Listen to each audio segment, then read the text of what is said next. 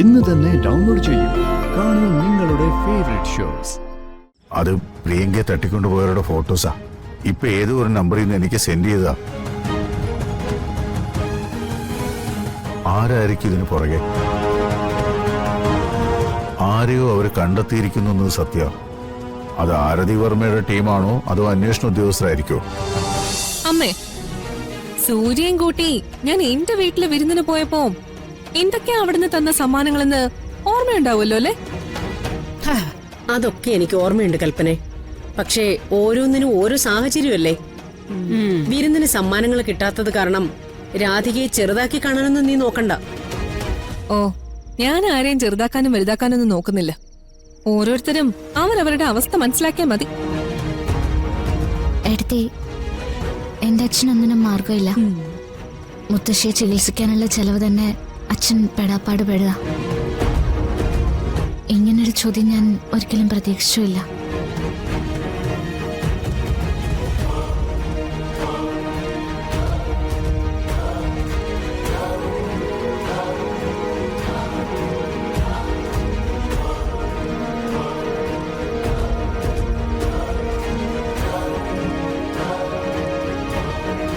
രണ്ടുപേർക്ക് അല്പമെങ്കിലും ആശ്വാസം കിട്ടിയോ? അതിന്റെ മനസ്സ് വേദനിപ്പിച്ചപ്പോ സന്തോഷമായോ രണ്ടാൾക്കും? ദേ, ഒരു കാര്യം ഞാൻ പറഞ്ഞേക്കാം. ഇത്തരത്തിലുള്ള ചോദ്യം പറച്ചിലൊന്നും ഈ കുടുംബത്തിൽ വേണ്ട. മനസ്സിലായോ രണ്ടുപേർക്കും? രാധികയെ പൂർണ്ണ മനസ്സോടെയാ ഈ കുടുംബം സ്വീകരിച്ചിരിക്കുന്നത്. അത് അവളുടെ വീട്ടിൽ നിന്ന് കൊണ്ടുവരുന്ന കെട്ടുകാഴ്ചകൾ നോക്കിയിട്ടൊന്നുമല്ല. എത്രയൊക്കെ കണ്ടാലും കൊണ്ടാലും ഒട്ടും പഠിക്കില്ല നിങ്ങൾ രണ്ടുപേരും. മുത്തശ്ശി, ദേ, എന്റെ ഭാര്യയെ അപമാനിക്കാനുള്ള നീക്കമുണ്ടല്ലോ, ആരുടെ ഭാഗത്തുനിന്ന് ഉണ്ടായെങ്കിലും ഞാൻ അവരോട് ഒട്ടും വിട്ടുവീഴ്ചയില്ലാതെ അങ്ങ് പ്രതികരിക്കും. ഓ, ദേ, അതിനാരും എന്നോട് പരാതി പറയാനൊന്നും നിൽക്കണ്ട.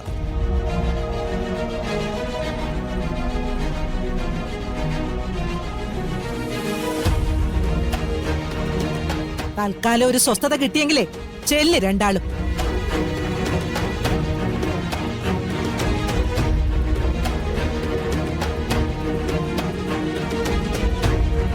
അമ്മേ, ഇവരെന്താ ഇങ്ങനെ ആയിപ്പോയത്? ബുദ്ധിയും ബോധവും അത്രേ ഉള്ളൂ എന്ന അഹങ്കാരത്തിന് യാതൊരു കുറവുമില്ല. അപ്പൊ ഇതല്ല, ഇതിനപ്പുറവും കാണിക്കും.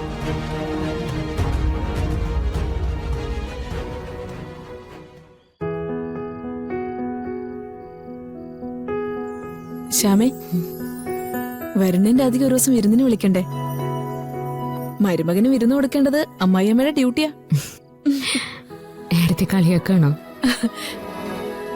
അതെ, ശ്യാമയുടെ രൂപത്തിൽ അവരുടെ മുന്നിൽ നിൽക്കാനല്ലേ ബുദ്ധിമുട്ടുള്ളൂ. ഫിദയ്ക്ക് നിക്കാലോ. ഫിദയും അമ്മ തന്നെ അല്ലേ? അപ്പൊ വിളിക്കല്ലേ? ഒന്ന് രണ്ട് ദിവസം വന്ന് നിൽക്കാനും പറയാം. രണ്ടുപേരെ എനിക്ക് അടുത്ത് കാണാലോ. അത് വേണം. വരുമ്പോ രണ്ടുപേർക്കും വിലപിടിച്ച സമ്മാനങ്ങൾ കൊടുക്കാൻ വേണം. എനിക്കുള്ളതൊക്കെ അവർക്കും കൊടുക്കാനുള്ളതല്ലേ അടുത്തേ? ഒരു തിരിച്ചറിവ്, അത് കഴിഞ്ഞ എല്ലാം അവളിലേക്ക്. അത് തന്നെ എന്റെ ജീവിതത്തിന്റെ ഉദ്ദേശം. നടക്കില്ലാന്ന് കരുതിയ ഓരോ കാര്യങ്ങളും കൺമുന്നിൽ നടക്കുമല്ലേ? അമ്മയും മകളും മത്സരിച്ച് കൃഷ്ണനെ വിളിക്കുമല്ലേ? അപ്പൊ പിന്നെ എങ്ങനെ കൃഷ്ണൻ വെറുതെ ഇരിക്കുക? പൊറുതി മുട്ടി എല്ലാം സാധിച്ചു തരും കൃഷ്ണൻ. എന്റെ മോളുടെയും ഭക്തിയെ കളിയാക്കാൻ തുടങ്ങിയല്ലേ അടുത്തി? ഞാൻ കളിയാക്കിയതൊന്നുമല്ല, എന്റെ സന്തോഷം കൊണ്ട് പറയുന്നതാ. അപ്പോ നാളെ വിളിക്കാം. എത്രയും പെട്ടെന്ന് വരാനും പറയാം. അങ്ങനെ ഞാൻ അമ്മയായി, അമ്മായിയമ്മയായി. കുറച്ചുനാൾ കഴിയുമ്പോ അമ്മുമ്മയാകും. നല്ലൊരു പൊന്നും കുടത്തിനെ രാധിക മടിയിൽ കൊണ്ടുവന്ന് വെച്ചു തരും.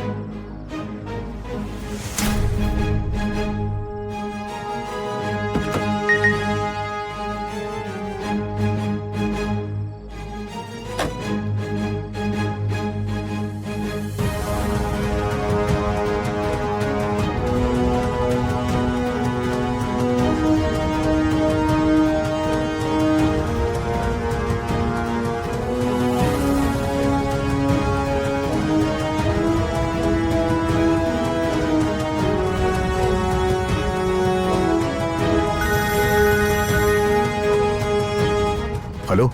ഡോ താൻ എന്താ സെൻഡ് ചെയ്തേ? അത് പ്രിയങ്കയെ തട്ടിക്കൊണ്ടുപോയവരുടെ ഫോട്ടോസാ. ഇപ്പൊ ഏതോ ഒരു നമ്പറിൽ നിന്ന് എനിക്ക് സെൻഡ് ചെയ്തതാ. ആരായിരിക്കും ഇതിന് പുറകെ? ആരെയോ അവർ കണ്ടെത്തിയിരിക്കുന്നു സത്യ. അത് ആരതി വർമ്മയുടെ ടീമാണോ അതോ അന്വേഷണ ഉദ്യോഗസ്ഥരായിരിക്കോ? അന്വേഷണ ഉദ്യോഗസ്ഥരെക്കാൾ വേഗത്തിലാ ആരതി വർമ്മയുടെ ടീം സഞ്ചരിക്കുന്നത്.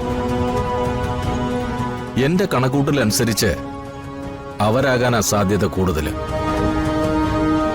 പക്ഷേ അത് തനിക്കയച്ച എന്തിനെന്നാ എനിക്ക് മനസ്സിലാവാത്തത്. ഉറപ്പായിട്ടും ഇതിന് പിന്നാലെ ഏതെങ്കിലും കോൾസ് തനിക്കുണ്ടാവും. അറ്റൻഡ് ചെയ്യാൻ നിൽക്കണ്ട. ഓക്കെ. പിന്നെ താൻ നിയോഗിച്ചവരെ അവര് കണ്ടെത്തിയിട്ടുണ്ടെങ്കിൽ ഒരു കാരണവശാലും ഇപ്പം നിൽക്കുന്നിടത്ത് അവര് സുരക്ഷിതരല്ല. അവരെ ഉടൻ തന്നെ അവിടെ നിന്ന് മാറ്റണം. ആരതിയുടെ ടീം ഇനി അവരെ കണ്ടെത്തില്ല എന്നുറപ്പുള്ള സ്ഥലത്തായിരിക്കണം ഇനി അവർ. വേണ്ടത് ഞാൻ ചെയ്തോളാം. അന്വേഷണത്തിന്റെ ഡീറ്റെയിൽസ് ഒക്കെ ഞാനൊന്ന് തിരക്കാം. ചന്ദ്രശേഖര, കാര്യങ്ങൾ സേഫ് അല്ലെന്ന് വീണ്ടും വീണ്ടും ഉറപ്പ് കിട്ടുക. So be careful.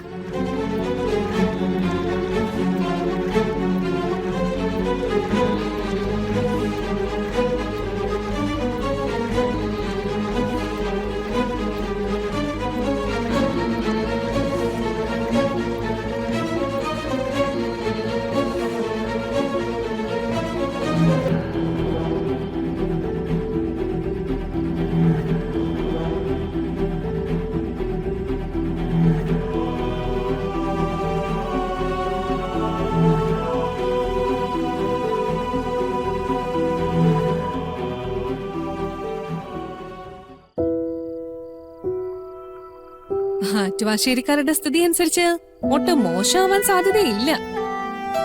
ആ, നേരെ ചൊവ്വേ അവർക്കൊരു പെൺകുട്ടി ഉണ്ടായിരുന്നു. ആ കുട്ടിയാണെങ്കിൽ മരിച്ചും പോയി.